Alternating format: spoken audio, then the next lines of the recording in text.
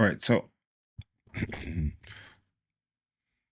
all right, so I want to walk you through how to create a table of contents that you see on the screen for a Google document. Now the process is it's pretty straightforward. It did recently change, so I want to walk you through how to do that.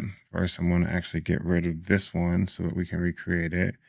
So I'm going to put my table of contents actually in the very front of my article here, and where you place your cursor is where the table of contents is going to go. So just remember that. So I'm going to put it right here at the top of my screen. I'm going to go to Insert, and in Insert, I'm going to go down to Page Element, and I'm going to choose Table of Contents. I'm just going to pick one for the start. And you can see that this is a pretty straightforward table of contents.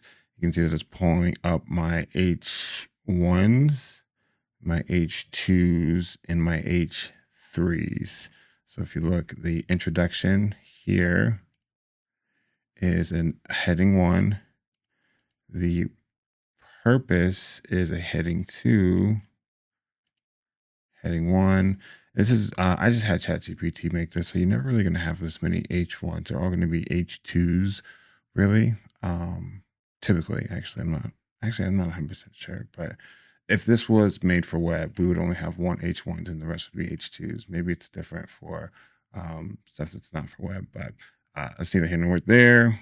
Now, with this, what we can do is click inside of it, and you're going to get this 3 dots right here. We're going to click that, and we're going to hit More Options. That's going to open up our table of content options, and we have some wiggle room here. So this document goes H1, H2, and H3, and I can choose how far I want each of these to indent. For example, if I change this to 0.5, you're going to see purpose and scope and all of these lined up right here, move in a 1/4 inch. So I'll hit 0.5, and you can see everything moves in a 1/4 inch. And if I make this 1, you can see that that one H3 moves in a bit more. So that is one thing we can do. We can also choose the type of menu. So we have 3 here. And then these are hyperlinks, which is cool. So if I were to click on one of these, it's actually going to go down to the section. I do kind of like that. So bring this back up. And we can add all this different stuff to the hyperlink version. So if you want to show the tab leader, you can choose the leader style. And the leader is just what your eye follows to see what page something is on. We also have page numbers here if you want to show that. Mine's only 3 pages, so we don't really need to see it.